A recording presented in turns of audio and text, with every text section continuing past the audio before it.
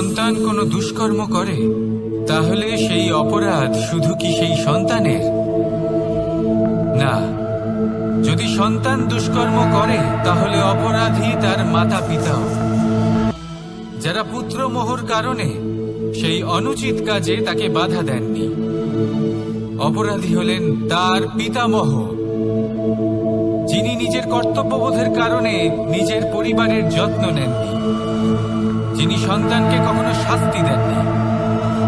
অপরাধী হলেন তার সেই গুরুও, যিনি নিজের শিষ্যের সেই দুষ্কর্ম দেখেও তাকে প্রতিহত করতে পারেননি। একজন হবু রাজার কর্তব্য হলো নিজের প্রজার কাছে সে যেন এক উদাহরণ প্রস্তুত করতে পারে, কিন্তু যদি এত অনুচিত উদাহরণ প্রস্তুত হয়ে থাকে তাহলে মা বাবার, বাড়ির বয়োজ্যেষ্ঠদের কর্তব্য হলো ওনারা যেন সেটা সেখানেই থামান। বল, শক্তি, পরাক্রম এই সংসারের বিকাশের মূল। কিন্তু কখনো ভেবেছেন যে প্রকৃতি আমাদের এই বল, শক্তি, পরাক্রম কেন দিয়েছেন? যাতে আমরা জীবনে কারোর উদ্ধার করতে পারি, কাউকে সাহায্য করতে পারি, কারোর জন্য ভালো কিছু করতে পারি, কোনো গরিব অসহায় মানুষের জন্য কিছু করতে পারি। এই বল, এই শক্তির সদ্ব্যবহার করতে পারি। কখনো দেখেছেন এমন মানুষ যার কাছে অসীম শক্তি আছে কিন্তু তার সাথে অসম্ভব অহংকারও রয়েছে, যিনি নিজেকে সর্বশ্রেষ্ঠ বলে মনে করেন, খারাপ কাজও করেন। আপনি দেখবেন প্রকৃতি এবং মানুষ তাকে ভাঙতে সর্বদা চেষ্টা করেন। মনে রাখবেন, যতই সুবিশাল পর্বত হোক না কেন, তা যদি পথে পড়ে তাকে ভেঙে পথ প্রশস্ত করা হয়। যদি আপনার কাছে বল থাকে, শক্তি থাকে, পরাক্রম থাকে, তাহলে তার সদ্ব্যবহার করুন, কাউকে সাহায্য করুন, কাউকে রক্ষা করুন। যদি আপনি আপনার শক্তির দুর্ব্যবহার করেন তাহলে মনে রাখবেন আপনি নিজের বিনাশ নিজেই আমন্ত্রণ করছেন। এবার বল অর্জন করার পরে, শক্তি অর্জন করার পরে আপনি নিজেকে বিনাশ করতে চান নাকি এই সংসারের উদ্ধার করতে চান? সিদ্ধান্ত আপনার। রাধা রাধা। যখন সুখ আসে তখন সে আপনার পরীক্ষা নেয় যে আপনার মধ্যে অহংবোধ জাগ্রত হয়নি তো। যদি অহংবোধ চলে আসে তাহলে সুখ সেখানেই সঙ্গ ত্যাগ করে। দুঃখ আপনার ধৈর্যের পরীক্ষা নিতে থাকে, আর যদি আপনার মধ্যে ধৈর্য না থাকে তাহলে এটা আপনাকে আরো বেশি দুঃখের গভীর অন্ধকারে ঠেলে দেবে। সেখানে শক্তি পরীক্ষা নেয় আপনার বিনম্রতার। যদি আপনি বিনম্র না হন তাহলে হয় এই শক্তি আপনার সঙ্গ ত্যাগ করবে, নয় এই শক্তি বিনম্রতার অভাবে আপনার পতনের কারণ হতে পারে। মানুষ আর ধন, এই দুইয়ের মধ্যে সম্পর্ক খুব ঘনিষ্ঠ। ধন হলো সেই শক্তি যার ব্যবহার মানুষ করে থাকে সাংসারিক বস্তু ক্রয় করার জন্য, নিজের জীবন যাপন করার জন্য। আর মানুষ হলো সেই শক্তি যারা ধনকে গুরুত্বপূর্ণ করে তোলেন। এবার একটা কথা বলি, ব্যবহার করা উচিত ধনকে আর ভালোবাসা উচিত মানুষকে। এটা বেশিরভাগ মানুষই বোঝেন না। মানুষ এখানেই সব থেকে বড় ভুল করে বসেন। তারা ভালোবাসেন ধনকে আর ব্যবহার করেন মানুষকে। এ হলো অনুচিত। দেখুন, আপনি একটা সূচের দ্বারা যুদ্ধ করতে পারবেন না, আর কোনো তলোয়ার দ্বারা বস্ত্র সেলাই করতে পারবেন না, তাই না? কোনটা কিসের জন্য হয় সেটা বোঝা অত্যন্ত জরুরি। আপনিও সঠিক দিকে অগ্রসর হন।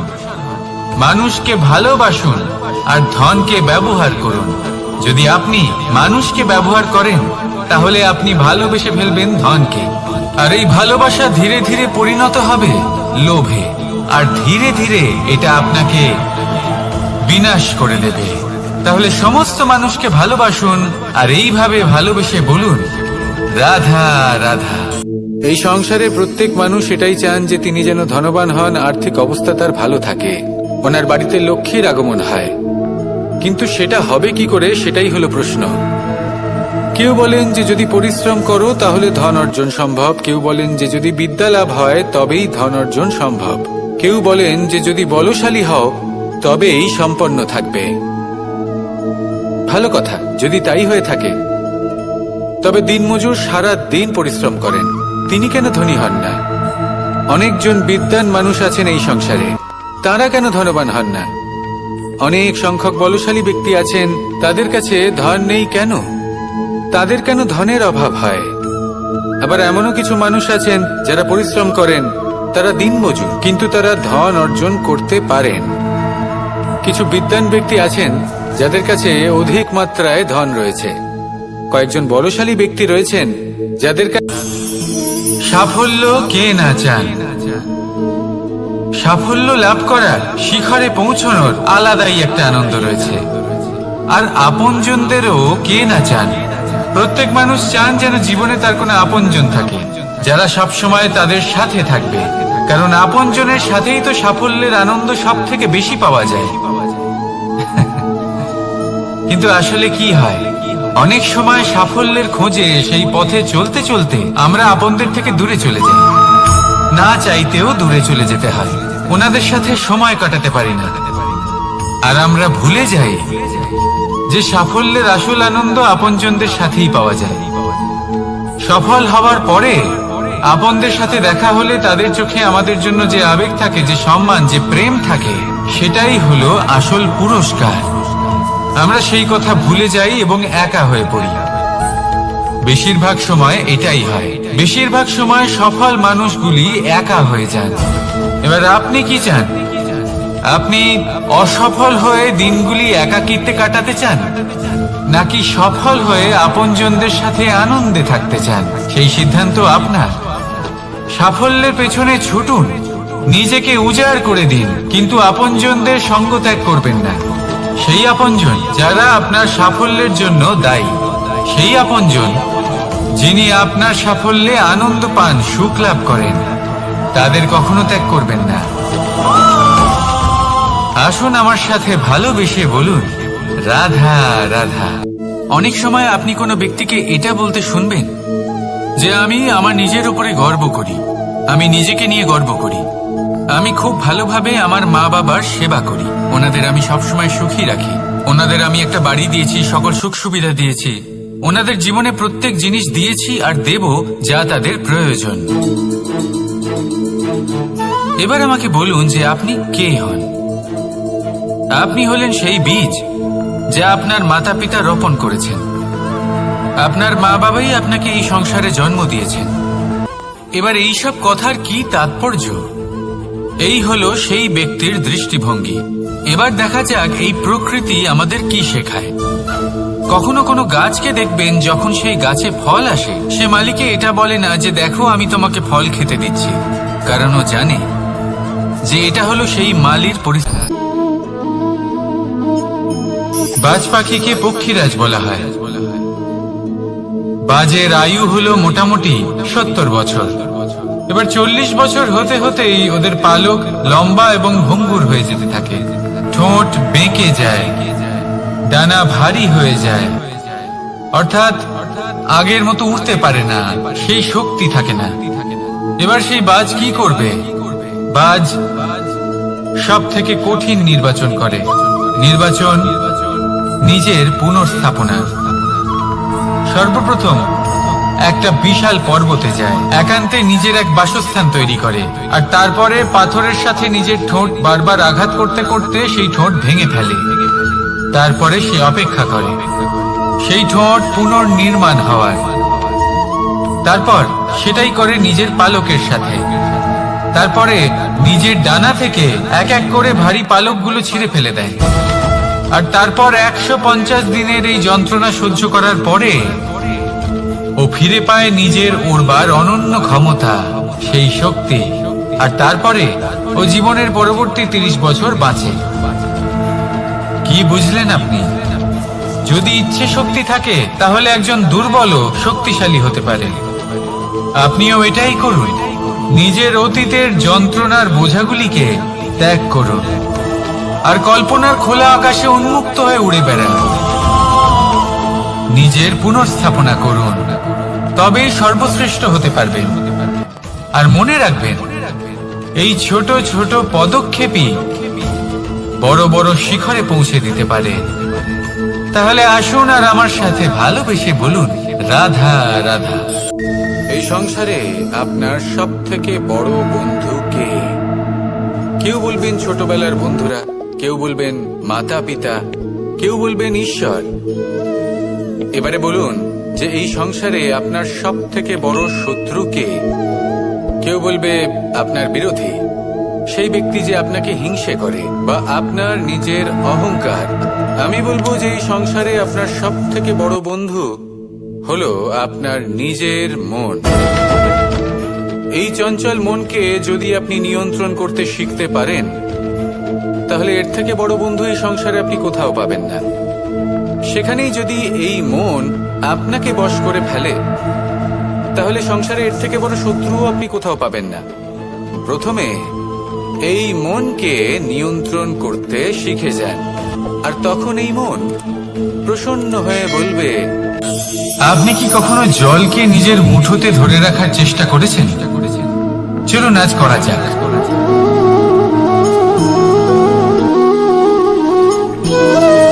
যদি আপনি নিজের মুঠো জোরে বন্ধ করেন, জল ধরে রাখতে পারবেন না। যদি আপনি তাকে এমনি বইতে দেন, তাহলে ও নিজের পথ নিজেই করে নেবে, আর আপনার হাতেও থেকে যাবে। আমাদের জীবনও হলো কিছুটা এরকম, জলের মতো। নিজের পথ নিজেই করে নেয় এই জীবন। প্রত্যেক সমস্যার সমাধান নিজেই করে নেয় এই জীবন। তাই জীবনে যখন কোনো পরিস্থিতি আমাদের প্রতিকূল হয়ে থাকে, কিছুই হয়তো আমরা বুঝতে পারছি না, কিছুই যখন বসে থাকে না, তখন আমরা হতাশ হয়ে পড়ি, নিরাশ হয়ে পড়ি। আর এটাই করা উচিত নয়। শান্ত মনে দেখতে হবে যে এই জীবনে আসলে কি ঘটে চলেছে। কষ্ট সবাই ভোগ করেন। কষ্ট পেলে কেউ রেগে যান, রেগে গিয়ে পরাক্রম দেখান। এটাই তো করা উচিত নয়। শান্ত মনে সেটাই করতে হবে যা জীবন আমাদের শেখাতে চাইছে। জীবন আমাদের সব শিখিয়ে দেবে, শুধু মনে রাখবেন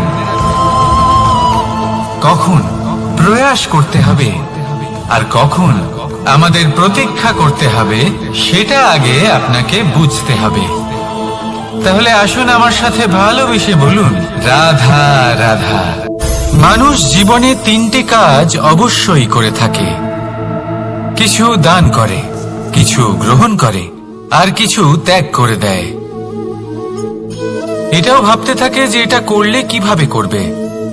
দেবার জন্য পর্যাপ্ত ধন নেই, নেবার জন্য সংসারে অত স্নেহ নেই, আর ত্যাগ করার জন্য জীবনে এত সুখই নেই। তাহলে কিভাবে করবে? আসলে আমরা বস্তুগত চাহিদা অর্জনে এত ব্যস্ত হয়ে পড়ি যে আমরা বুঝতেই পারি না যে কি নেবার আছে, কি দেবার আছে, আর কি ত্যাগ করার আছে। তাহলে আজ আমি আপনাকে বলেই দিই, মনে রাখবেন এই তিনটে গুরুত্বপূর্ণ গুণ, তিনটে গুরুত্বপূর্ণ কথা। দেবার জন্য আছে দান, নেবার মতো আছে জ্ঞান, আর ত্যাগ করার মতো আছে অহংকার। ভগবান আর ভক্ত যখন একাকার হয়ে যায়, যখন ভক্ত তার ভগবানের প্রতি এবং নিজের জীবনের উদ্দেশ্যের প্রতি সম্পূর্ণরূপে সমর্পিত হয়, তখন জন্ম নেয় ভক্তি। এই সংসারের সমস্ত আশা হয়তো আপনার সঙ্গ ত্যাগ করে দিতে পারে, তখনও ভক্তি সাথে থাকবে। ভক্ত আর ভগবান যখন একাকার হয়ে যায়, তাদের মধ্যে কোনো পার্থক্য থাকে না। তারা এক হয়ে যায়, এক ব্যক্তিত্ব, এক অস্তিত্ব। সেই জন্য কখনো জীবনে যে কোনো রূপেই, যে কোনো প্রকারেই, যে কোনো ঈশ্বরকে মান্য করুন। মনের মধ্যে শ্রদ্ধা ভাব জাগ্রত করুন, মনে ভক্তি ভাব জাগ্রত করুন। এই সমগ্র সংসারে সব কিছু আপনাকে ছেড়ে চলে গেলেও তখনও এই ভক্তি শুধুমাত্র আপনার উত্থান ঘটাবে। তাই মনে ভক্তি জাগ্রত করুন, আর আমার সাথে ভালোবেসে বলুন, রাধা রাধা। শব্দই হলো শূন্য, শব্দই হলো আরম্ভ, শব্দই হলো অন্ত, শব্দই হলো অমর, শব্দই হলো ব্রহ্ম। এই শব্দ হলো অত্যন্ত বিশেষ। কেউ কাঁদলে তাকে হাসিয়ে তোলে, কেউ হাসলে তাকে কাঁদিয়ে দেয়। কারোর মনে উদ্দীপনা জাগিয়ে তুলতে পারে, আবার কারোর মনে কাঁটা হয়ে বিঁধে থাকতে পারে। একটা অত্যন্ত গুরুত্বপূর্ণ কথা যা বোঝা অত্যন্ত আবশ্যক। আপনার মন, আপনার হৃদয়ে যতই শুদ্ধ হোক না কেন, যতই পবিত্র হোক না কেন, আপনার দৃষ্টিভঙ্গি যতই স্পষ্ট হোক না কেন, যদি আপনার কথা পবিত্র না হয়, যদি আপনার শব্দ শুদ্ধ না হয়, তাহলে তা আপনাকে আপনার কর্মফল ভোগ করতে বাধ্য করবেই। একটা সহজ উদাহরণ দিই। আপনার জীবনে এমন কেউ অবশ্যই থাকবেন যাকে আপনি পছন্দ করেন না, যিনি হয়তো অধর্মী মানুষ, যিনি হয়তো দুর্বুদ্ধি সম্পন্ন মানুষ, কিন্তু তার জন্য অপশব্দ প্রয়োগ করলে তার মধ্যে কোনো পরিবর্তন আসবে না, তার মানসিকতা বদলাবে না, শুধু মনে প্রতিশোধ স্পৃহা জেগে উঠবে, মনে হিংসা জাগবে, আর কিচ্ছু না। সেই জন্য নিজের শব্দকে নিয়ন্ত্রণ করুন, নিজের কথা সংযত করুন। শ্রেষ্ঠ থেকে শ্রেষ্ঠতর মানুষকেও সাবধানী হতে হয়, কারণ যদি এই শব্দের প্রয়োগ সঠিক না হয়, তাহলে আজীবন মানুষকে নির্বাক হয়ে থাকতে হতে পারে। তাহলে নিজের শব্দ নিয়ন্ত্রিত রাখুন, নিজের কথাকে শুভ করুন, এতে প্রেমবোধ জাগিয়ে তুলুন, আর সেই প্রেমবোধ নিয়েই বলুন রাধা রাধা। বরদান এবং অভিশাপ, এই দুই হলো একই মুদ্রার দুটি পিঠ। এই বরদান আমরা অনেক কারণে পেতে পারি, কখনো নিজের পরিশ্রমের কারণে, কখনো নিজের তপস্যার কারণে, কখনো আমাদের পূর্বপুরুষদের কর্ম ও তপস্যার কারণে। কিন্তু এই বরদান কতক্ষণ বরদান থাকবে তা আমরা নিশ্চিত করতে পারি না, তা সুনিশ্চিত করে শুধুমাত্র আমাদের কর্ম। যদি আপনাকে উদাহরণ দিই, আপনি রেশমের কীট দেখেছেন? ও বরদান পেয়েছে যে ও নিজের সুরক্ষার জন্য খোলস বানাতে পারে। এবারও তাতে এত মত্ত হয়ে যায় যে এমন এক আবরণ বানিয়ে ফেলে যাতে সে নিজেই আবদ্ধ হয়ে চাপা পড়ে মরে যায়। এটার তাৎপর্য কি? তাৎপর্য খুবই সরল। গর্ব করা খুবই ভালো, কিন্তু অহংকার করা কখনোই উচিত নয়। যদি অহংকার মনের মধ্যে প্রবেশ করে, তাহলে এই বরদান অভিশাপে পরিণত হতে সময় লাগে না। আর যদি কর্মশ্রেষ্ঠ হয়, তাহলে অভিশাপ বরদানে পরিণত হয়। তাহলে আসুন শ্রেষ্ঠ কর্ম করুন, আর আমার সাথে ভালোবেসে বলুন রাধা রাধা। সুখ, দুঃখ, মৃত্যু, মহামারী, এগুলো কখনো বলে আসে না, আবার জিজ্ঞাসা করেও আসে না। এমনই হয় দ্রুত ক্রীড়ার এই খেলায়। এক কারাগারের মতো, একটা মাকড়সার জালের মতো। যেমন একটা মাকড়সার জাল একটা পোকাকে নিজের দিকে আসতে আকর্ষিত করে, নিজের চমকের দ্বারা, নিজের গঠন দ্বারা, সেরকমই দ্রুত ক্রীড়ার এই খেলা মানুষকে নিজের দিকে আসতে প্ররোচিত করে। শেষে গিয়ে মানুষ আটকা পড়ে। পার্থক্য শুধু এটাই, যখন এক পোকা এই জালে জড়িয়ে পড়ে, তখন সে তার প্রাণ হারায়। মানুষ যখন এই দ্রুত ক্রীড়ায় আকর্ষিত হয়, সে নিজের মান, নিজের ধন সবকিছু হারায়, নিজের বিবেক হারিয়ে ফেলে। কিন্তু আপনি আপনার বিবেক কখনোই হারাবেন না। যদি আপনার মনে লোভ চলে আসে, আপনি লোভী হয়ে ওঠেন। যদি আপনি দ্রুত ক্রীড়ার এই খেলায় আটকা পড়েন, তাহলে মনে রাখবেন, এই খেলা থেকে ফিরে আসা প্রায় অসম্ভবই বলা যায়। নিজের বিবেক কখনো হারাতে দেবেন না, কারণ বিনাশ আসার প্রথম লক্ষণ হলো বিবেকের বোধ চলে যাওয়া। এই প্ররোচনায় কখনো পা দেবেন না। আর আমার সাথে ভালোবেসে বলুন রাধা রাধা। বিজয়, বিজয় লাভের জন্য মানুষ কি না করে থাকে, যে কোনো সম্ভাব্য প্রচেষ্টা করে। কিন্তু নিজের বিজয় লাভের জন্য বাজিতে যা ইচ্ছে তাই রেখে দেওয়া কি উচিত কাজ? কখনোই নয়। নিজের হারানো সম্মান, নিজের হারানো সম্পত্তি, নিজের হারানো অধিকার ফিরে পাওয়ার শুধু একটাই পথ রয়েছে, আর তা হলো পুরুষার্থ, দ্রুতক্রিয়া নয়। যে মানুষ নিজেই হেরে গেছে, নিজেই নিজের জয়লাভ করার জন্য অন্য কাউকে কিভাবে বাজিতে রাখতে পারে, এ হলো সম্পূর্ণরূপে অনুচিত। অনেক সময় অনেক ধন লাভ করার জন্য, অনেক সম্পত্তি লাভ করার জন্য আমরা নিজের আসল ধন, আমাদের আপনজন, তাদেরকে হারিয়ে ফেলতেও প্রস্তুত হয়ে যাই। এটা একেবারেই উচিত নয়। যত বড়ই সংকট আসুক না কেন, আমাদের আপনজনদের আমাদের সাথেই রাখা উচিত। নিজের বিজয়ের জন্য ওনাদের বাজি রাখা ঠিক নয়। এই ভুল কেউ একজন করেছেন, আপনি তা ভুলেও করবেন না। রাধা রাধা।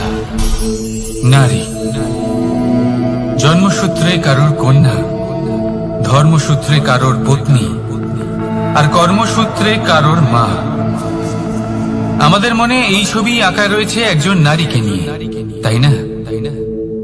একটা অতুলনীয় ভূমিকা রয়েছে নারীদের আমাদের জীবনে, আর নারী ছাড়া আমরা কিছুই নই।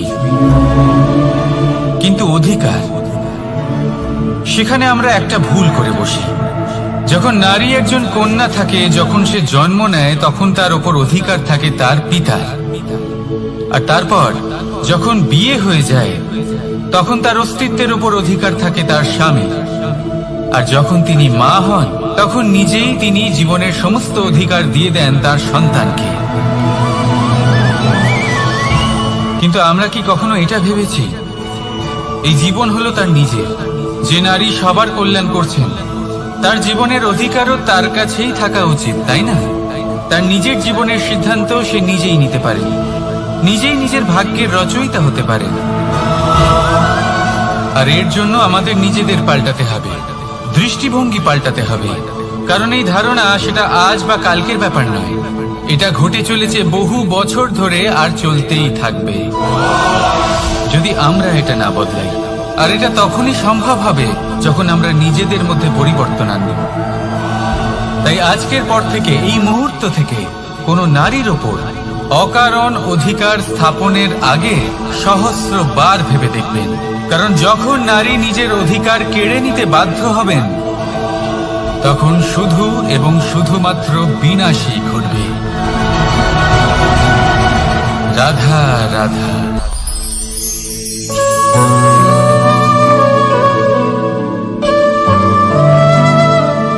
নারী, পুরুষরা যাকে নাম দিয়েছেন ত্রিয়া, কেন দিয়েছেন, কে দিয়েছেন, কেউ তা জানে না।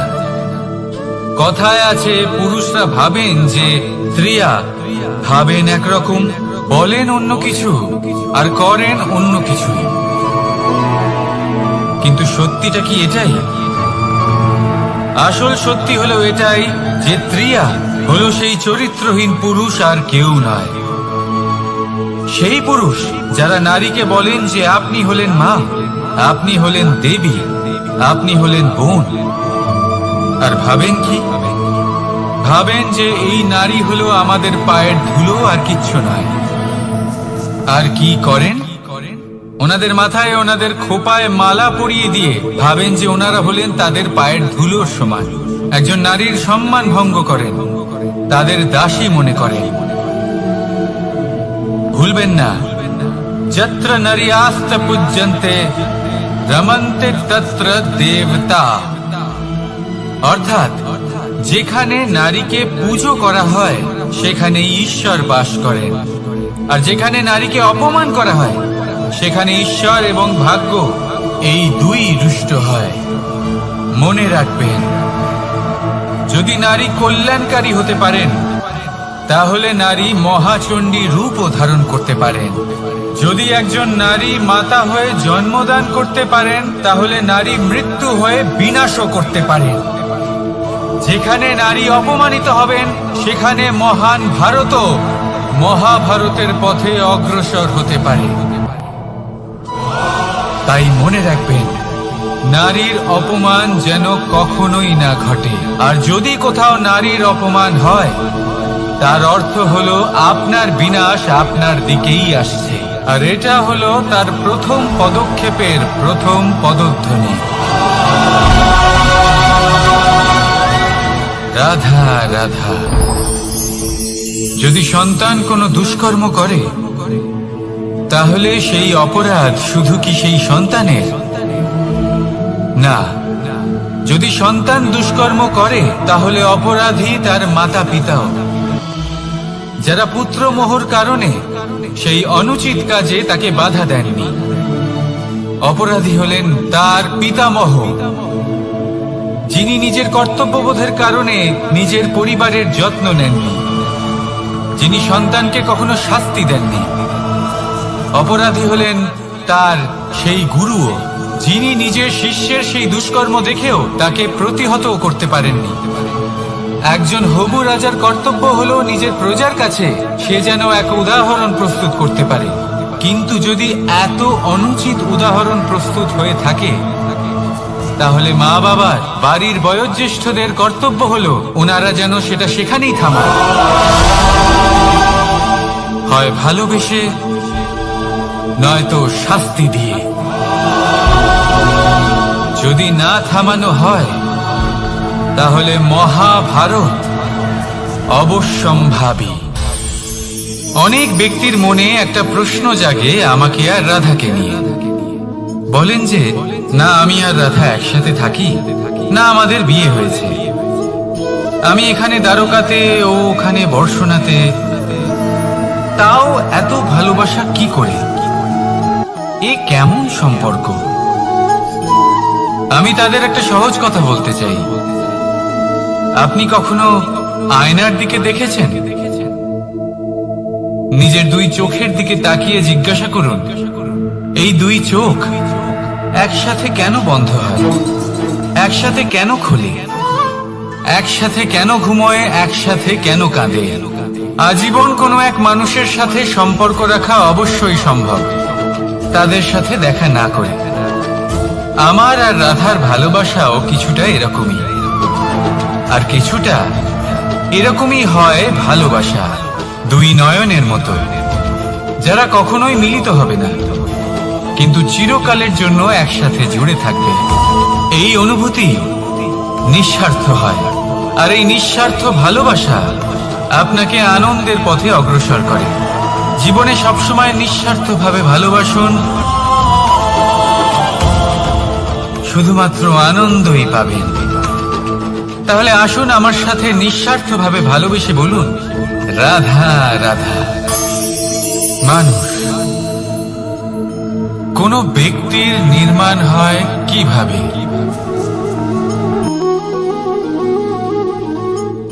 কেউ বলবেন পঞ্চতত্ত্বের দ্বারা, কেউ বলবেন আত্মা, দেহ ও চেতনার দ্বারা, কেউ বলবেন ঈশ্বরের কৃপার দ্বারা, তো কেউ বলবেন এই প্রকৃতির পরীক্ষার দ্বারা। না, মানুষের নির্মাণ হয়ে থাকে বিশ্বাস দ্বারা। ব্যক্তি তখনই গড়ে ওঠেন যখন ব্যক্তিত্ব থাকে, ঠিক কিনা? আর ব্যক্তিত্ব তখনই হবে, আর সেরকমই হবে যেরকম বিশ্বাস আপনি নিজের উপরে রাখবেন। যদি আপনি মনে করেন আপনি বিষের ন্যায় হবেন, তাহলে আপনি বিষাক্তই হবেন। যদি আপনি এটা মনে করেন যে আপনি অমৃতের ন্যায় হবেন, তাহলে আপনি অমরই হয়ে যাবেন। যদি আপনি নিজের উপরে বিশ্বাস রাখেন যে আপনি সংসারের সব থেকে উঁচু পর্বতের শিখরে পৌঁছতে পারবেন, তাহলে আপনি অবশ্যই পৌঁছবেন। যদি আপনার এরকম মনে হয় যে আপনি এরকম কখনো করতে পারবেন না, তাহলে এরকম কখনোই হবে না। ভেবে দেখবেন, বিশ্বাসের মধ্যেই বিশ্ব বাস করে থাকে, তো আপনার অস্তিত্ব কেন করবে না? যেমন বিশ্বাস আপনি নিজের উপরে রাখবেন, তেমনই আপনি হয়ে উঠবেন। সেই জন্য নিজের উপরে বিশ্বাস রাখুন, আর হ্যাঁ, ভালোবেসে বলুন রাধা রাধা। শত্রুতা, একজন মানুষ অন্য মানুষের সাথে শত্রুতা করে বসেন। দুজন ঘনিষ্ঠ বন্ধু, এমনও এক সময় আসতে পারে যখন এনারা একে অপরের শত্রু হয়ে ওঠেন। এর অনেকগুলো কারণ হতে পারে, কিন্তু মূল কারণ হলো আলোচনা। আগে হ্যাঁ, আপনি যদি কারোর বিষয়ে আলোচনা করেন তাহলে সে আপনার শত্রু হয়ে যেতে পারে। এবার মনে একটা প্রশ্ন আসতে পারে যে এটা কিভাবে সম্ভব হতে পারে? আলোচনা, এটা তো অত্যন্ত জরুরি। যদি আমি নিজের বন্ধুর খারাপ কাজের বিষয়ে আলোচনাই না করি তাহলে সে শুধরবে কি করে? এ কথা সত্যি যে আলোচনা আবশ্যক, কিন্তু তার থেকেও বেশি গুরুত্বপূর্ণ এবং আবশ্যক হলো আপনার এই সিদ্ধান্ত এটাই যে আপনার এই আলোচনা কোন স্থানে করবেন। যদি এটা সবার সামনে করবেন ভাবেন, তাহলে তা অপমানও হয়ে যেতে পারে। যদি এটা আলাদাভাবে করেন তাহলে তা পরামর্শ হয়ে যায়। অপমান কেউ স্বীকার করতে পারেন না, কিন্তু পরামর্শ সকলের ভালো লাগে। তাহলে যদি আপন কারোর জন্য ভালো কিছু চান, কাউকে শুধরে দিতে চান, আর আপনার মনে হয় আলোচনা আবশ্যক, তাহলে সর্বপ্রথম সময়, পরিস্থিতি আর স্থানের কথা মনে রাখবেন। নয়তো এই আলোচনা আপনাকে খুব ভোগাতে পারে। তাহলে আসুন আমার সাথে ভালোবেসে বলুন রাধা রাধা। আপনার জীবনেও কি সমস্যা রয়েছে? অবশ্যই থাকবে। প্রত্যেকের জীবনেই সমস্যা থাকে। প্রত্যেক মানুষ জিজ্ঞাসাও করেন যে এই সমস্যা আসলে কি আর কেন আসে জীবনে। আপনাকে একটা কথা বলে দিই যে সমস্যা আসলে সেটা নয় যা আপনার পথে বাধা সৃষ্টি করে, বরং সমস্যা হলো সেটাই যেটা আপনি তখন দেখতে পান যখন আপনার একাগ্রতা আপনার পথ থেকে, আপনার লক্ষ্য থেকে সরে যেতে থাকে। আর এই সমস্যাগুলি দূর করার জন্য, এর সমাধান করার জন্য একটাই পথ আছে। নিজের সমস্ত ভাবনা আরো একবার একাগ্র করুন নিজের পথের দিকে, নিজের লক্ষ্যের দিকে। আপনার সমস্ত ভাবনা যদি কেন্দ্রীভূত হয় নিজের লক্ষ্যে, তাহলে এই সমস্যা দূরে থাকবে। যদি এরকম না হয়, যদি আপনার মন একটু অন্যদিকে চলে যায়, তাহলে এই সমস্ত সমস্যা আবার সামনে চলে আসে আর বাড়তেও থাকে। দেখুন, যেখানে আপনার লক্ষ্য রয়েছে, বান যদি সেখানেই চালাতে হয়, তাহলে দৃষ্টি তো সেদিকেই রাখতে হবে। তবেই তো আপনি সেই লক্ষ্য ভেদ করতে পারবেন। সেই জন্য মনে রাখবেন, সর্বদা লক্ষ্য রাখবেন নিজের পথে, সেই পথেই সামনে এগোতে থাকুন নিজের লক্ষ্যের দিকে। আপনি যত সামনে এগোতে থাকবেন এই সমস্যা তত পিছিয়ে যাবে। তাহলে আসুন আমার সাথে ভালোবেসে বলুন রাধা রাধা। এই পাখিরা সত্যি খুব সুন্দর, আমার খুব ভালো লাগে। আপনি নিশ্চয়ই শুনে থাকবেন যে কিছু পাখির কাছে ডানা অবশ্যই থাকে, কিন্তু উড়তে পারে না। তারা চায় উঁচু আকাশে উড়ে বেড়াতে এবং মেঘেদের সাথে কথা বলতে, করতেই পারে না। এবার এই সংসারেও পাওয়া যায় ঘুড়িও। এদের মধ্যে না জীবন আছে, না প্রাণ আছে, আর না আছে ডানা, কিন্তু এরা আকাশের সাথে কথা বলে, হাওয়ার বেগের সাথে কথা বলে, আনন্দ করে, উৎফুল্ল হয়ে ওঠে। আকাশে জীবনের কিছু মুহূর্ত কাটায়। তার কারণ কি হতে পারে? কারণ হলো সুতো। এই সুতো যদি সঠিক হাতে থাকে, তাহলে এই কাগজের তৈরি ঘুড়িও আকাশের উচ্চতায় উড়ে বেড়াতে পারে। এবার এই সুতো আসলে কি? এই সুতো হলো আসলে ভালোবাসা। এই সুতো হলো আসলে বিশ্বাসের। আর এটা আপনি দিয়ে থাকেন তাদের হাতে যাদের আপনি বিশ্বাস করেন, যাদের আপনি নিজের সর্বস্ব দিয়ে দেন। ভেবে দেখুন, এই ভালোবাসা আর বিশ্বাসের সুতো আপনি যদি সঠিক মানুষের হাতে দিয়ে দেন, তাহলে আপনি অনেক উচ্চতায় উঠতে পারবেন। আকাশের উচ্চতায় উড়ে বেড়াতে পারবেন, মেঘের সাথে কথা বলতে পারবেন, পাখিদের মতো উঠতে পারবেন, যা ইচ্ছে তাই করতে পারবেন। শুধু এই মানুষ সঠিক হতে হবে, এমন একজন মানুষ যার মনে আপনার জন্য ভালোবাসা রয়েছে, এমন এক মানুষ যার মনে কোনো স্বার্থ নেই, যিনি পরোপকারী, এমন একজন ব্যক্তি যিনি আপনার অস্তিত্বকে বাইরে নিয়ে আসতে পারবেন, তাকে উজ্জ্বল করে তুলবেন। তাহলে ভালোবাসুন, আনন্দ করতে থাকুন, আর এই আনন্দ সহকারে বলুন, রাধা রাধা। আমরা সকলে এমন ব্যক্তির সাথে থাকতে চাই যারা খুব মিষ্টি কথা বলে, যাদের ব্যবহার আমাদের ভালো লাগে, যারা দেখতে সুন্দর হন, যাদের আমরা পছন্দ করি। আর সব সময় এমন ব্যক্তির থেকে দূরে থাকতে চেষ্টা করি যাদেরকে আমরা পছন্দ করি না, যাদের কথা আমাদের খারাপ লাগে, যাদের কথা একটু কঠোর হয়। আমরা সব সময় চেষ্টা করি এদের থেকে দূরে থাকার, ঠিক কিনা? কিন্তু যদি বাস্তবটা দেখি, তাহলে এই কঠোরতা জীবনে শান্তির প্রলেপ দেয়। ওষুধও একটু কড়াই হয়, কিন্তু এ কি করে? আমাদের সুস্থ করে তোলে। ঠিক সেইভাবেই ভালোবাসার এই অধ্যায় একটু কঠিন, একটু কড়াও মনে হতে পারে, কিন্তু এর ফল সবসময় আপনাদের স্বাস্থ্যের পক্ষে ভালোই হয়। সেই জন্য যদি কেউ আপনার নিন্দে করে, আপনাকে কড়া কথা শোনায়, আপনার ব্যাপারে আলোচনা করে, তার মানে এটা নয় যে সে আপনার শত্রু। হতে পারে তিনি আপনার বন্ধু হন, আপনার জন্য ভালো চান, আপনাকে শুধরে নিতে চান, আপনার মধ্যে কোনো পরিবর্তন দেখতে চান। সেই জন্য কখনো কারোর কথা শুনে বা কাউকে দেখে প্রাথমিকভাবে এই সিদ্ধান্ত নেবেন না যে তিনি আপনার শত্রু হন নাকি আপনার বন্ধু হন। এমনও শত্রু হয়ে থাকেন যে গুড়ের মতো মিষ্টি মিষ্টি কথা বলে আসলে আপনাকে বিষ পান করিয়ে দেবেন।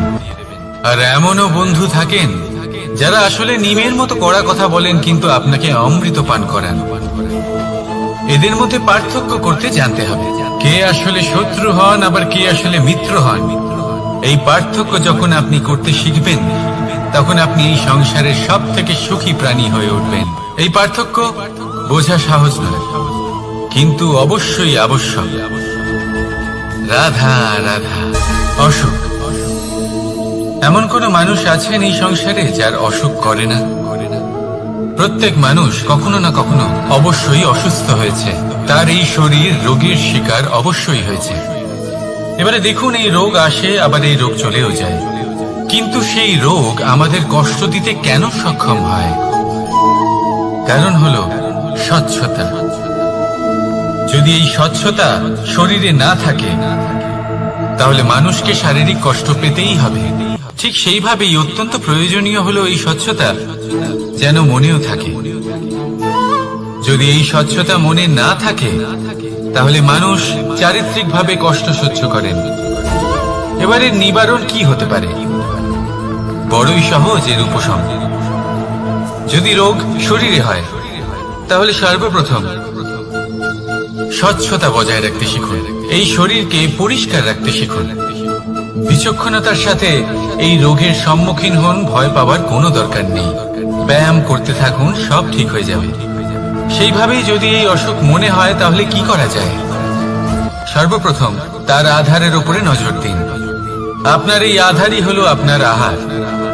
যা আপনি আহার করবেন, সেরকমই মানুষ হয়ে উঠবেন। সেইভাবেই আপনি যেরকম ভাবেন, সেরকমই মানুষ হয়ে উঠবেন। সেই জন্য নিজের ভাবনাকে শুভ করুন, নিজের দৃষ্টিভঙ্গিকে শুভ করে তুলুন, সবকিছু সঠিক হবে। আপনার আমার সবার মধ্যেই এক রাক্ষস বাস করে, তার সম্মুখীন হন, তাকে পরাস্ত করুন। তাহলে এই রোগ সে শরীরেই হোক বা মনের মধ্যে, যদি সঠিক সময় তাকে আটকানো না যায়, তাহলে যে কোনো সময় তা মহামারীর রূপ ধারণ করবে। সেই জন্য সাবধানে থাকুন, সুস্থ থাকুন। তাহলে আসুন আমার সাথে ভালোবেসে বলুন, রাধা রাধা।